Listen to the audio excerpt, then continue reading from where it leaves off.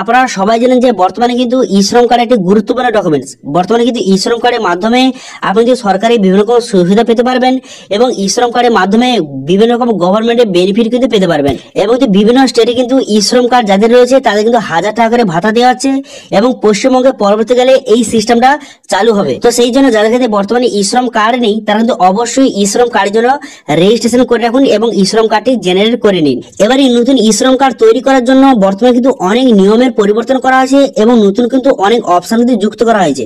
সেই জন্য আজকের ভিডিওতে আপনাদের দেখাবো যে 2023 এর নতুন পদ্ধতির মাধ্যমে কিভাবে ই শ্রম কার্ড তৈরি করবেন তার স্টেপ বাই স্টেপ প্রসেস কিন্তু আজকের ভিডিওতে আপনাদের দেখাবো। সেই জন্য ভিডিওটা প্রথম থেকে শেষ পর্যন্ত অবশ্যই দেখবেন মনোযোগ সহকারে এবং আমাদের চ্যানেলে প্রথমবার ভিজিট করে থাকলে আমাদের চ্যানেলটিকে সাবস্ক্রাইব করে রাখুন এবং পাশে থেকে বেল আইকনটাকে অন করে রাখুন, কারণ আমরা এরকম রিলেটেড নিত্য ভিডিও নিয়ে আসি। তো চলো আজকে ভিডিওটা শুরু করা যাক। তো প্রথমত ই শ্রম কার্ড যে অফিসিয়াল ওয়েবসাইট সেখানে চলে আসার পর এরপর আপনি কি করবেন, এরপর দেখতে পাবেন যে রেজিস্টার অন ই শ্রম বলে অপশন রয়েছে, এই অপশন আপনি ক্লিক করবেন। এই অপশনে ক্লিক করে দেওয়ার সঙ্গে সঙ্গে আপনার সামনে এমন একটি পেজ কিন্তু ওপেন হয়ে যাবে। বর্তমানে কিন্তু ই শ্রম কার্ডে বিভিন্ন রকম আপডেট কিন্তু এসেছে। এখন তো নতুন রেজিস্ট্রেশনের ক্ষেত্রে অনেক রকম আপডেট এসেছে এবং এছাড়াও কিন্তু বিভিন্ন রকম ই শ্রম কার্ডে আপডেট কিন্তু এসেছে। এই যে দেখতে পাচ্ছেন 5টি সার্ভিস এখানে বর্তমানে যুক্ত করা হয়েছে।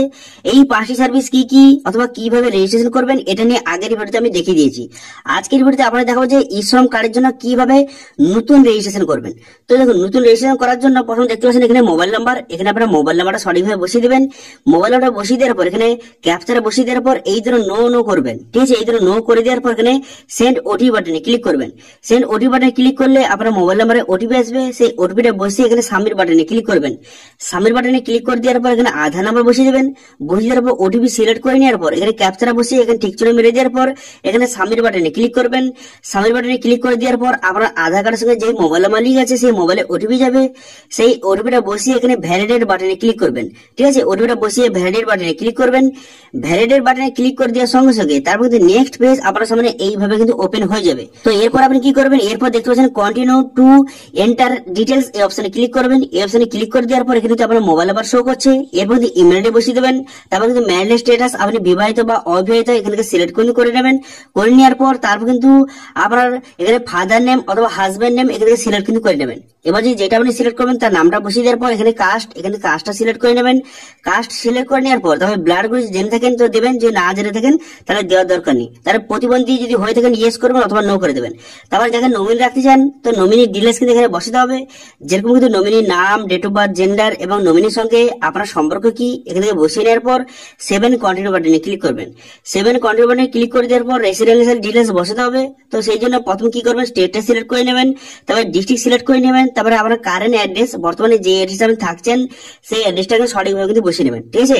এখানে অ্যাড্রেসটা সঠিকভাবে বসিয়ে নেওয়ার পর এরপর আপনি কি করবেন, এরপর দেখতে পাচ্ছেন এখানে এই অ্যাড্রেসে কতদিন ধরে থাকছেন এখান থেকে সিলেক্ট কিন্তু করে নেবেন। এরপর কিন্তু আপনার পার্মানেন্ট অ্যাড্রেস কিন্তু বসাতে হবে, ঠিক আছে। পার্মানেন্ট অ্যাড্রেসটা এখানে বসিয়ে নেবেন।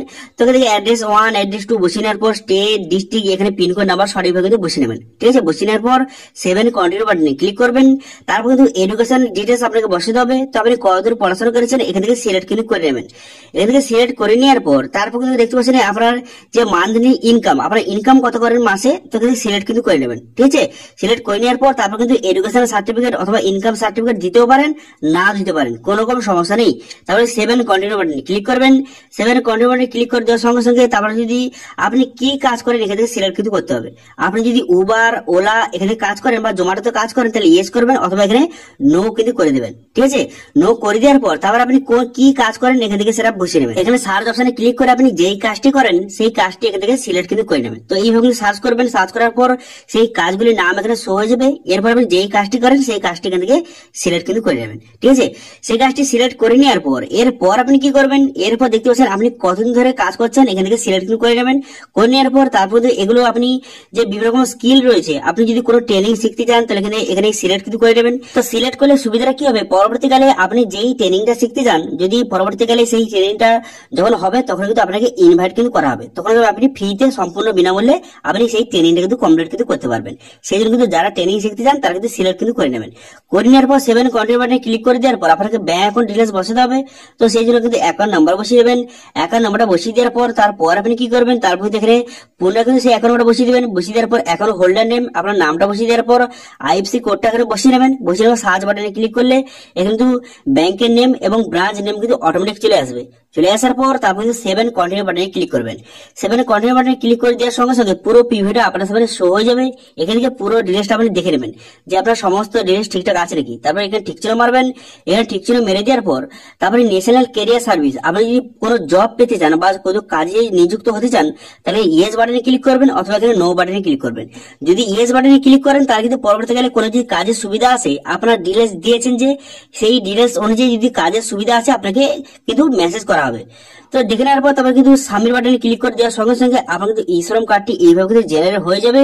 হয়ে যাওয়ার পর এখানে ডাউনলোড অপশনে ক্লিক করে ই শ্রম কার্ডটি খুব সহজে ডাউনলোড কিন্তু করতে পারবেন। এবারে ই শ্রম কার্ড দিয়ে কি কি সুবিধা পাবেন এখান থেকে পুরো লিস্ট কিন্তু দেওয়া রয়েছে। আপনি কিন্তু এই ই শ্রম কার্ডের মাধ্যমে জব পেতে পারবেন, বিভিন্ন রকম ট্রেনিং শিখতে পারবেন এবং বিভিন্ন রকম পেনশন কিন্তু আপনি পাবেন।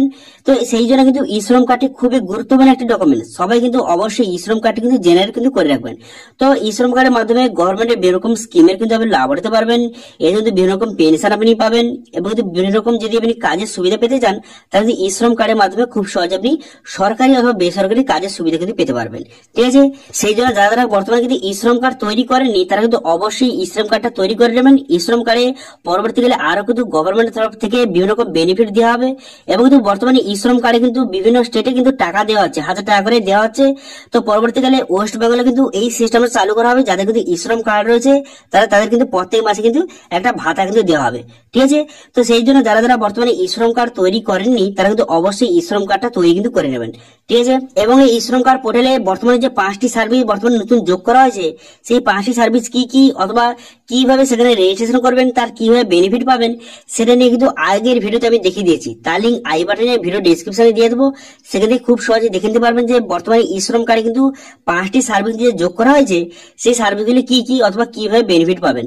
ঠিক আছে, তো এটি ছিল আজকে আপডেট। ভিডিওটা ভালো লাগে থাকলে ভিডিওকে লাইক করে দেবেন এবং ভিডিও কিন্তু বন্ধুর সঙ্গে শেয়ার করে দেবেন এবং আমাদের চ্যানেলে প্রথমবার ভিজিট করে থাকলে আমাদের চ্যানেলটিকে সাবস্ক্রাইব করে রাখুন এবং পাশে থেকে বেল আইকনটাকে অন করে রাখুন, কারণ আমরা এরকম রিলেটেড নিত্য ভিডিও নিয়ে আসি। তো আজকে ভিডিওটা এই পর্যন্তই, দেখা হচ্ছে নেক্সট ভিডিওতে। Thank you.